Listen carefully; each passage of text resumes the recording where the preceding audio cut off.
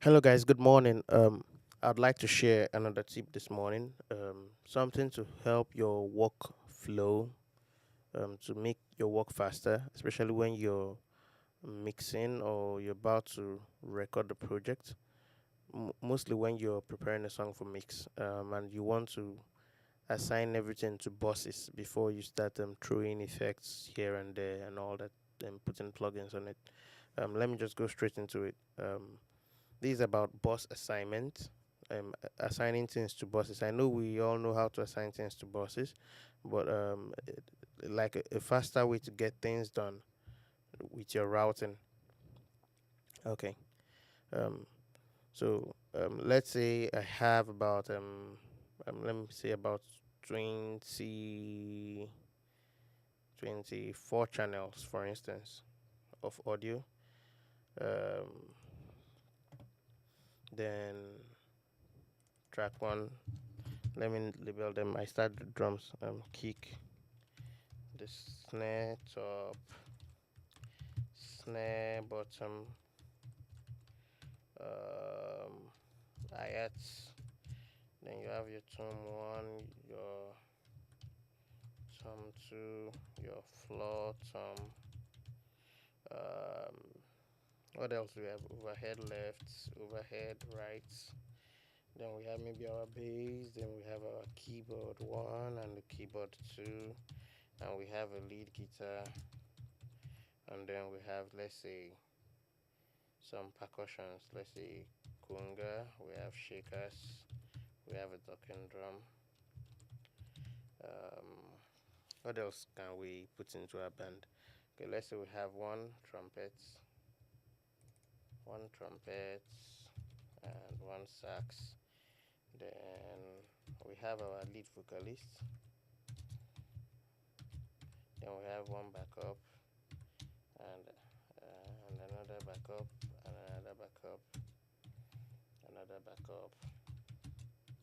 Hey, band. Okay, let's say we have five. Or let's say we have three backup channels, then probably we have like ad lib channels. Let's see, ad libs one and ad libs two. Okay.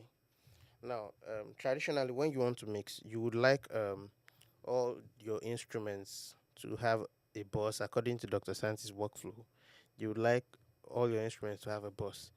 But then you also like your vocals to have a master bus sometimes. But then you would also want the drums itself to have its own bus that is routed to the instrumental bus. Then you want the melody instruments to have their own bus that is routed to the instrumental bus. You like the percussions to have their own bus that is routed to the instrumental bus. So we have a drum bus, a melody bus, um, maybe a horns section bus, and a percussion bus, all routed to the drum bus. Then we have the vocal bus, the lead vocal going in.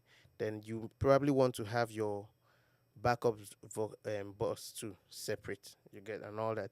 So it's a simple thing in Studio One. The first thing you should do is to create the instrumental bus. So our instrumental ended at channel 18. Let me make this smaller so I don't have to be scrolling up and down. Okay. So simple. I select all the instrument channels and I right click. I say add bus for selected channels. Then let me select all the vocal channels and I'll say add bus for selected channels. So okay, wait, let me undo stuff first. I There's a setting I changed. Hold on. Undo. I've removed those buses. I think this was the setting. By default it's supposed to be here. Keep buses to the right. Okay. I've changed that to the default. Okay, let's go again. We add buses for the instruments. Add bus for selected channel. This is bus one. I can call that the instruments. If you click above here, you can see every member of that bus. You get these are all the members. If you click on any of them, it will take you to that particular channel. All right. So for for the vocals, I right click on all of them. I say add bus for selected. I can call this vocals. So that's for the distance for for the instruments and for the vocals. So now for the drum, I can simply come back again and select just the drum channels. Then right click, I say add bus for selected channels. It has created a new bus.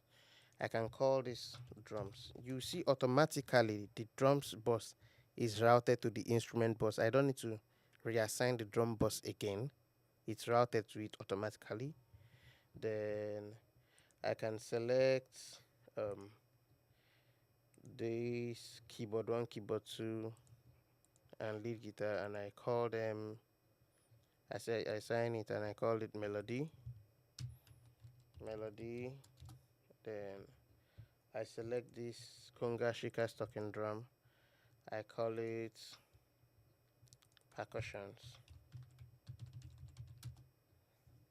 You see, it's automatically being routed to the instrument bus. Then I select trumpet and sax. Let me call that horns. Then I can take the lead vocal and the ad libs, and I say lead vocals. Um, what's it called? Then I take these backups, add bars, and I say I call it background vocals. So I can take, then I can start color coding them. I can take the master buses for the instrument and vocals. I can maybe color it this. Then me, for my own preferences, I like to put them at the end. Then now I have the drums, the melody, the percussions, the horns, lead, and the background vocals to work with. So I can probably take these guys now, these ones, since they're in one family. Maybe I color them these, then the lead vocal and the background vocal, I might color them this. I can still choose to get crazy, maybe because my snare top and my snare bottom, I would like to have them in one bus. I can still click on the. I can still click on the snare. What do they call it now? The snare top and snare bottom, and assign them to a bus of their own. Then the tom one, tom two, and floor tom, I can assign them to a bus of their own. The overheads, I can assign them to a bus of their own. Now, this year I would like to show you this function here. Let me first label this. This is the snare. Snare. This is the toms, I think. That was the toms. You notice they automatically routed to the drum bus without me trying to route it. Then you have your overhead. Overhead.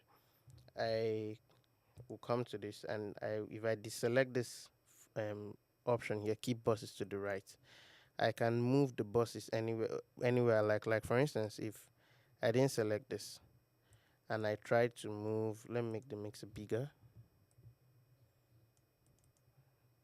If I didn't select this and I tried to move the snare bus, for instance, it will not go beyond the last bus channel. But once I take this option out, I can move it as I like. You see it's moving. So I can take the snare bus now and keep it close to the snares. So snares. Let me make this thing smaller. Then I can take the tom bus, tom, and move it closer to the toms, and I take the overhead and move it closer to the overhead. So that's that. I'm done with bus assignments. Thank you.